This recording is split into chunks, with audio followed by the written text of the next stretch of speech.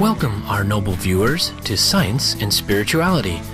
Today we have the unique opportunity to explore a particular view on how life in the universe developed with one of the world's most innovative and progressive biologists, Dr. Rupert Sheldrake of Britain.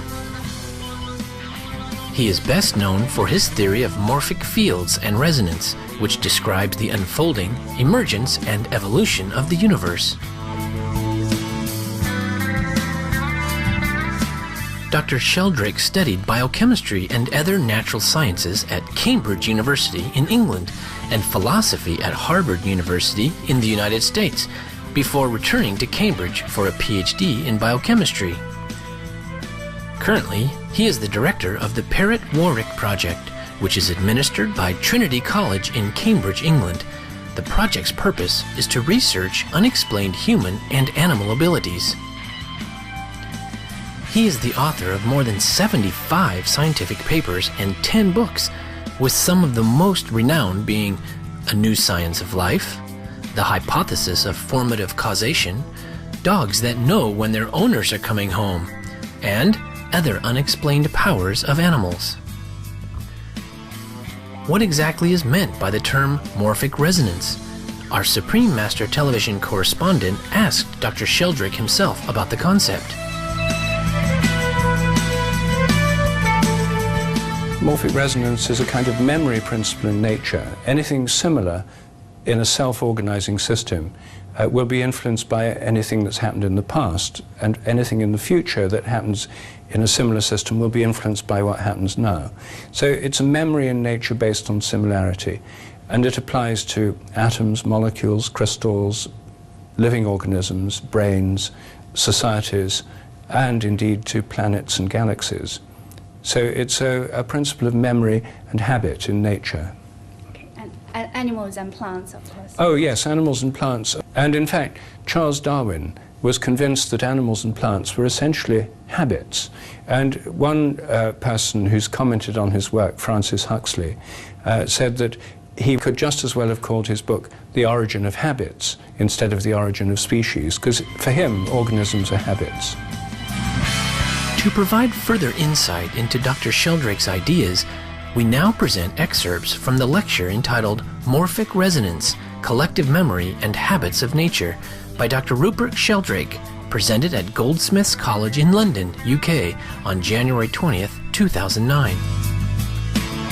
The idea of morphic resonance, it has huge numbers of implications, and they're all rather shocking from the conventional scientific point of view. The first and biggest of them is that the so-called laws of nature may be more like habits. They're not all fixed. They can evolve. One of the implications of this is that all species, including humans, draw on a collective memory. Each individual draws on a collective memory and contributes to it. Another implication is that ordinary memory works by morphic resonance. They're not stored in your brain. Your brain's more like a receiver that tunes into memories across time. I'm hoping to show that these are scientific ideas that lead to a completely new way of looking at nature. The idea that the laws of nature are fixed is a very old idea. It goes back to ancient Greece. In the 17th century, the founding fathers of modern science, Galileo, Copernicus, Newton, all believed that science was in the business of finding out the eternal mathematical laws of nature, which were ideas in the mind of God. They were beyond space and time. They were not material because they were part of the divine nature. In the 18th century and the early 19th century, with the growth of atheism and materialism, the laws of nature remained there like the ghost of the mind of the God of the world machine. Changeless mathematical laws which determine everything that happens. There was this idea that history was moving towards a goal, and that gives the idea of progress. Progress literally means moving forwards. These progressivist movements were confined to the human realm until the middle of the 19th century with Charles Darwin's Origin of Species. An evolutionary vision in 1859, 150 years ago, was extended to the whole of life. Darwin hardly used the word evolution. He usually used the word progress. And so it was really an extension of the idea of human progress to all of life. But it stopped there. For most physicists, the idea that the whole universe was progressing seemed absurd. At that time, physics was in the grip of the second law of thermodynamics as a dominant idea, which said, in fact, the opposite of progress was happening. The universe was running down towards a final heat death when it would freeze up forever. We will bring you more excerpts of Dr. Sheldrake's lecture right after these short messages. You are watching Supreme Master Television.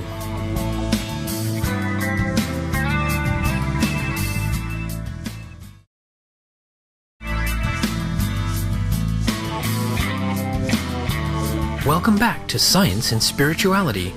We are exploring morphic fields and resonance, an idea introduced by the British biologist Dr. Rupert Sheldrake. The idea theorizes that nature has a collective memory which influences subsequent things on the basis of similarity of forms. If Dr. Sheldrake is correct, this means that the so-called laws of nature are not fixed and that our memory is not localized in our brain.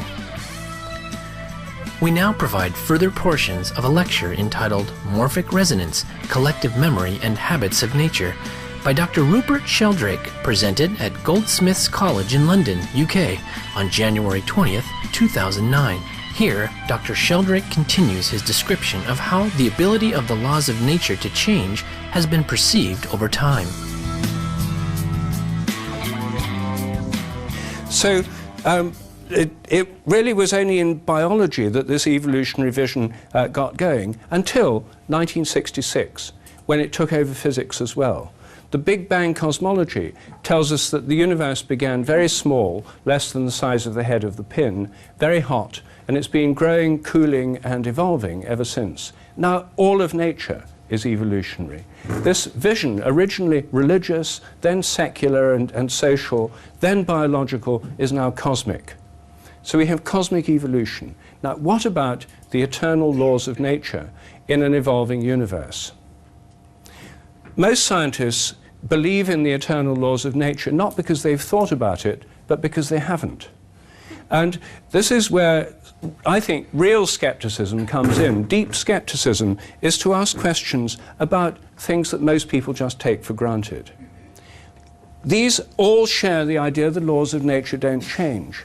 But if the universe is evolving, why can't the laws of nature evolve too? As soon as you ask that question, you realize that the very idea of the laws of nature is questionable. If by law we simply mean regularities as discovered by science, then since the universe has evolved, the regularities in it have evolved too. And so we immediately arrive at the idea of evolving laws of nature. It makes a huge difference to the way we interpret natural phenomena. For phenomena that have been around for a long time, like most of the things physicists study, hydrogen atoms, for example, the formation of stars, salt crystals, these kinds of things have been around for millions or billions of years. If they have habits, the habits are now so fixed that you wouldn't notice any change. They behave as if they're governed by fixed laws. Where the difference shows up is when you look at new phenomena that have never happened before in the history of the universe. And there, we should be able to see the habits build up. Now, it so turns out that you can actually study this in chemistry. What do chemists actually find? They find that new compounds are very hard to crystallize, and as time goes on, they get easier and easier all around the world. Sometimes there are compounds that aren't known in a crystalline form at all for years, and then once they've appeared, they start showing up everywhere. This happened in the drug industry. It's happened several times when what are called allomorphs, different forms of crystals of drugs. One of them in the AZT, AIDS formulation. Suddenly, deviant crystals started showing up in a factory, and soon they were everywhere, and they couldn't get the original ones again. Suddenly it was like an infection. They'd taken over another form of the crystal. If the organizing habit of the crystal gets stronger as time goes on, even a fully crystallized substance should have a stronger habit, and it should be harder to break it up. To break up crystals, what you do is heat them up, and they reach a point where the thermal vibration destroys the crystal structure, and that's called the melting point. And everybody knows that the melting point of water is 0 degrees centigrade. So if newly crystallized substances become more stable, this theory would predict the melting point should rise. It took me a long time to pluck up courage to ask a chemist, have you ever noticed whether melting points of new compounds go up? To my surprise, he said, oh yeah, it's quite a common observation. I've often found it myself. It's quite easy to explain. He said there's no mystery here, and certainly no morphic resonance. He said what's going on is simply that when you get better at making a compound, you get purer samples. Impurities lower the melting point. So as we get better at making things, they get purer, and so the melting points go up. But I decided to try and take it further by looking at historical records. This compound is salicin, and these are the melting points in 1932, 1902, 1940, and 1994. And salicin occurs in willow bark. It's a natural compound. No change in melting point over the 20th century. Aspirin is a synthetic derivative based on that, first synthesized in the 19th century. In 1914, middle of the 20th century, in 1994, it went up in melting point by about 14 degrees centigrade. We're not talking here of fractions of a degree, we're talking big effects. Well, this principle of memory in nature is what I call morphic resonance. The idea is that similar things influence subsequent similar things on the basis of similarity. They tend to make the same kinds of things happen again. So similarity is the principle, and resonance is the movement across time of information about patterns of vibratory activity, so that any pattern of vibratory activity, which all atoms, molecules, crystals, cells, organisms have, they're all oscillatory or vibratory, resonate with those that have gone before, across space and time. It doesn't fall off with space and time. It doesn't involve a transfer of energy, but of information. That's the postulate. Right or wrong, that's what I'm suggesting. And I'm further suggesting that in biological systems and in chemical systems, the pattern of things that is organized by what I call morphic fields.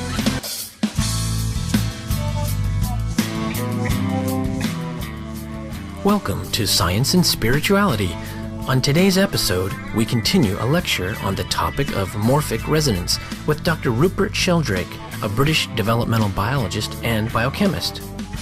Currently, he is the director of the Warwick Project, which is administered by Trinity College in Cambridge, England. The project's purpose is to research unexplained human and animal abilities. He is the author of more than 75 scientific papers and 10 books, with some of the most renowned being A New Science of Life, The Hypothesis of Formative Causation, Dogs That Know When Their Owners Are Coming Home, and Other Unexplained Powers of Animals. According to Dr. Sheldrake, every being draws from morphic fields, which he understands as the collective memory of nature. They are like a set of blueprints of all possible forms, which over time add to each other. The morphic fields do not diminish with time and space because they carry no energy, just information alone. This theory intersects with many concepts found in spirituality. Thus, our Supreme Master Television correspondent asked Dr. Sheldrake about this fascinating crossing point. The kind of science that we have at the moment, very materialistic science, creates a very sharp barrier against spirituality, because it's really saying that the mind is nothing but the brain and it's all just inside the head. But with morphic fields and morphic resonance, there are more areas of discourse with spirituality. It means that the ancestors, the people who've gone before, influence in the present, not just through genes, but through morphic resonance. So it means, in one way, that there's an influence from the past, and all spiritual traditions accept that there's an influence from those who've gone before. also that we can influence those who come afterwards, not just through ordinary cultural transmission, but in a more invisible way.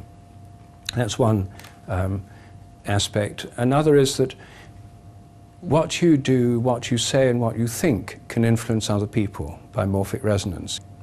So we're more responsible for our actions and words and thoughts on this principle than we would otherwise be. There's no moral filter in morphic resonance, which means that we have to be more careful about what we're thinking if we're concerned about the effect we have on others. To provide further insight into Dr. Sheldrake's ideas, we now present excerpts from the lecture entitled Morphic Resonance, Collective Memory and Habits of Nature by Dr. Rupert Sheldrake, presented at Goldsmiths College in London, UK on January 20th, 2009. First of all, fields. Fields were first introduced into science by Michael Faraday in London, and the idea was that there are regions of influence in space outside material objects. Here's a magnetic field, you've all seen this many times before, but there's a region of influence that extends beyond the material surface. Fields are not made of matter. They extend beyond matter, and indeed in modern physics, matter is now thought to be made of fields, energy bound within fields. Now, in embryology, a number of embryologists came up with the idea that embryos are shaped by fields. Why is it the arm and the leg have different shapes when they have the same DNA and the same proteins? That it's like buildings with different architectural plans, that there were fields shaping developing organisms called morphogenetic fields. Morphe, form, genesis coming into being. This is a bat embryo, and it's just to remind you of what embryos look like. And the way that these fields, which I call morphic fields, is the general word for them, which includes morphogenetic and other forms of fields, they're organized in nested hierarchies. The field of the whole bat would be like the outer circle. These would be the fields of the organs, like the limbs or the eyes. These are the tissues within them. These are the cells within those. All of nature is, in fact, organized in this nested hierarchy. These could be subatomic particles in atoms, in molecules, in crystals. These could be organisms in a society of organisms, like a flock of birds. The larger field could represent this larger organized unit. At every level, the whole's more than the sum of the parts. And the question is, what is it? What is this mysterious wholeness? Well, I'm suggesting it's the morphic fields of each system, which have an inbuilt memory given by morphic resonance. Morphic resonance automatically averages what's happened before. And to get an idea of how it might work, this is an analogy. These are average scientists, an average female and average male scientist at the John Innes Research Institute in Norwich, made by superimposing photographs. They're composite photos, and what you get is a kind of probability structure of a face. It's a probability structure very like the probability structures in quantum physics. Morphogenetic fields were introduced into biology for two reasons. Firstly, to understand what it is that shapes the form of organisms, which is impossible to understand just in terms of genes and gene products, because they don't have any particular form. Even if you switch on genes in the right place in your arm or your leg, making the right proteins doesn't give you an arm or a leg. Something else is shaping them. That's one reason. The other is that fields have an automatic holistic property. You can't have a part of a field. If you cut a magnet in half, you don't get one north pole and one south pole. You get two smaller magnets, each with a complete field. The same applies to behavior, and here we're getting closer to psychology. This theory says that the organization of the nervous system is also organized by morphic fields, and this should apply to learning. We will bring you more excerpts of Dr. Sheldrake's lecture right after these short messages. You are watching Supreme Master Television.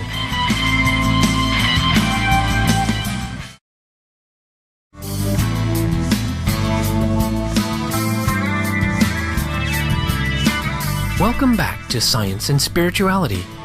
We are exploring morphic fields and resonance, an idea introduced by the British biologist Dr. Rupert Sheldrake. The idea theorizes that nature has a collective memory, which influences subsequent things on the basis of similarity of forms. If Dr. Sheldrake is correct, this means that the so-called laws of nature are not fixed and that our memory is not localized in our brain.